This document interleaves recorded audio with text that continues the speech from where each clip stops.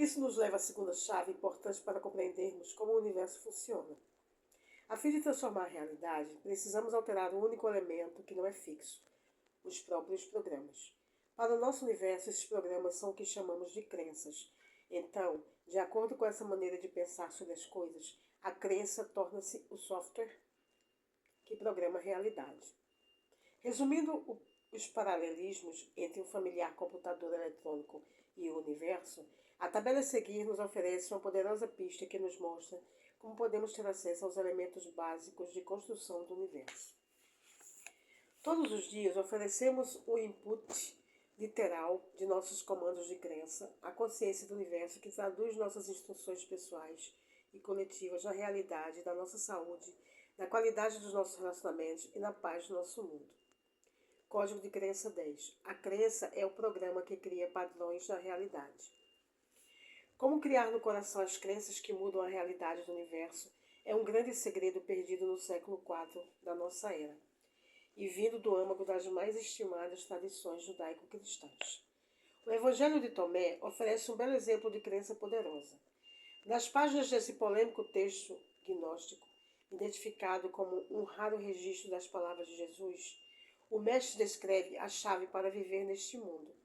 Ele explica como a união de pensamento e emoção cria um poder capaz de mudar literalmente nossa realidade. Quando vocês fizerem de dois um pensamento e emoção, ele começa: vocês se tornarão os filhos do homem, e quando disserem montanha, afaste-se, ela se afastará. O poder da crença e do que sentimos a respeito de nossas crenças é também o ponto crucial da sabedoria preservada nos locais mais magníficos, prístinos, isolados e remotos restantes no mundo atualmente.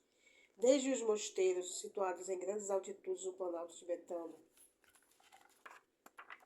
passando pela península do Sinal, no Egito e pelo sul da Cordilheira dos Andes, no Peru, até o ensinamento oral dos povos nativos em todas as Américas, o poder da crença humana e como transformá-la em uma força poderosa em nossa vida foi preservado como um segredo bem guardado.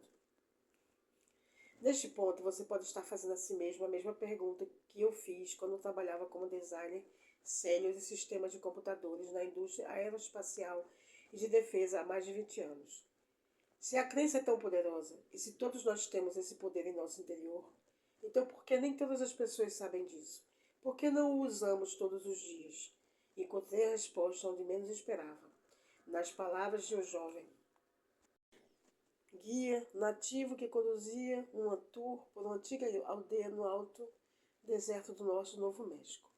O segredo que se esconde bem à vista. A melhor maneira de esconder alguma coisa é mantê-la bem à vista. Foram essas as palavras que vagaram à deriva pela estrada empoeirada que conduzia ao Pueblo Taos em uma tarde quente de agosto de 1991. Eu havia tirado um dia de folga para explorar o lugar que exercia tanta atração em algumas das figuras criativas mais inspiradoras do século XX. De Ansel Adams a George Orwell, ao grande romancista D.H. Lawrence e a Jim Morrison, lendário líder da banda de rock The Dolls, a mística e a beleza dos altos desertos mudaram a vida de artistas e sua arte. Olhei na direção da voz para descobrir onde essa curiosa declaração tinha se originado. Do outro lado da estrada, vi um pequeno grupo turístico seguindo um belo homem nativo americano, enquanto ele conduzia as pessoas do grupo ao longo da praça principal de Pueblo. Quando me aproximei para ouvir o que o jovem guia estava dizendo, rapidamente tornei-me parte da multidão que se arrastava em direção à parte central da praça. Enquanto caminhávamos, uma mulher do grupo perguntou ao guia sobre as crenças espirituais do povo Tewa, o nome que os nativos originais de Taos davam a si mesmos, e que se referia aos salgueiros vermelhos que crescem ao longo do rio. Vocês ainda praticam aqui os velhos métodos ou conservam tudo isso escondido de estranhos? Os velhos métodos? Nosso guia ecoou. Você quer dizer conhecimentos como os da velha medicina? Você está perguntando se ainda temos um curandeiro por aqui? Agora o guia realmente captou minha atenção. 5 anos antes, eu entrara no mesmo pueblo pela primeira vez e feito a mesma pergunta. Descobri rapidamente que as práticas espirituais das pessoas locais são um assunto delicado, algo que não é compartilhado abertamente, além de amigos íntimos e membros tribais. Quando esse tipo de pergunta surge, não é incomum descobrir que o assunto muda rapidamente ou simplesmente é ignorado. Hoje, porém, nada comparável aconteceu. Em vez disso, nosso guia ofereceu uma resposta enigmática que acabou por levantar mais um persistente mistério em vez de oferecer respostas. De jeito nenhum, ele disse. Não temos mais curandeiros aqui. Somos pessoas modernas que vivem no século XX e adotam a medicina moderna. Então, quando ele olhou diretamente nos olhos da mulher que havia feito a pergunta, ele repetiu a frase que havia me atraído para o grupo apenas alguns momentos antes. A melhor maneira de esconder alguma coisa é mantê-la à vista de todos. Quando as palavras deixaram sua boca, pude ver o brilho em seus olhos.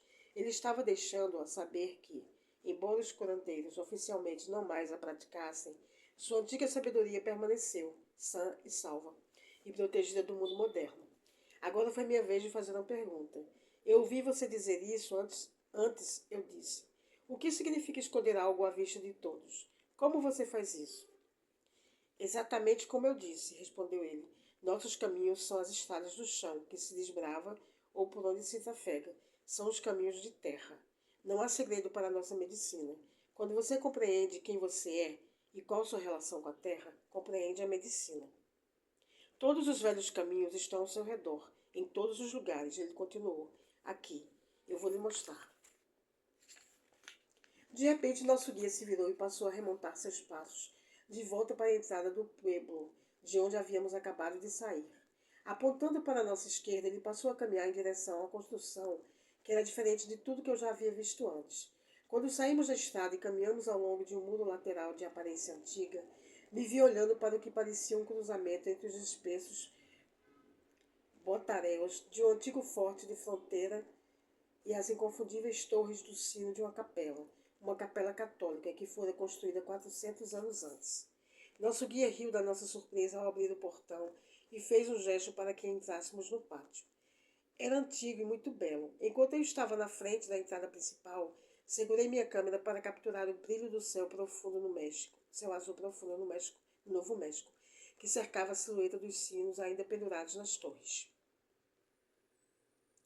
Quando os conquistadores espanhóis alcançaram pela primeira vez a natureza intacta do norte do Novo México, eles não estavam preparados para o que encontraram.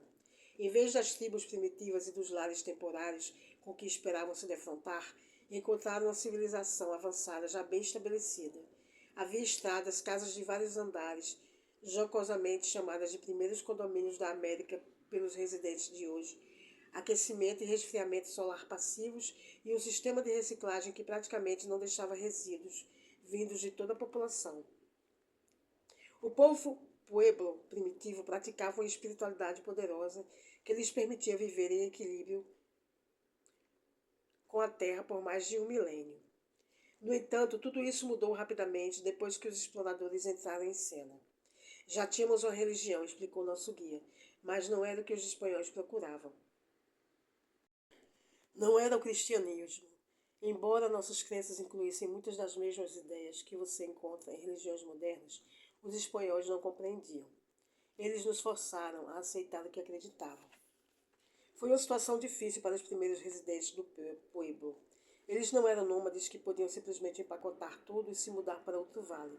Tinham casas permanentes que os protegiam de quente verão do deserto e os isolavam dos severos ventos do inverno nas altas altitudes. Não podiam virar as costas para 1000 anos de tradições nas quais acreditavam, nem podiam honestamente abraçar o Deus dos exploradores espanhóis. A escolha foi clara. Prosseguiu nosso guia. Seus ancestrais tiveram de se conformar com a religião dos exploradores ou perder tudo. Então se comprometeram. Em uma manobra de brilho pleno, mascararam suas crenças, escondendo-as na linguagem e nos costumes que satisfizeram os espanhóis.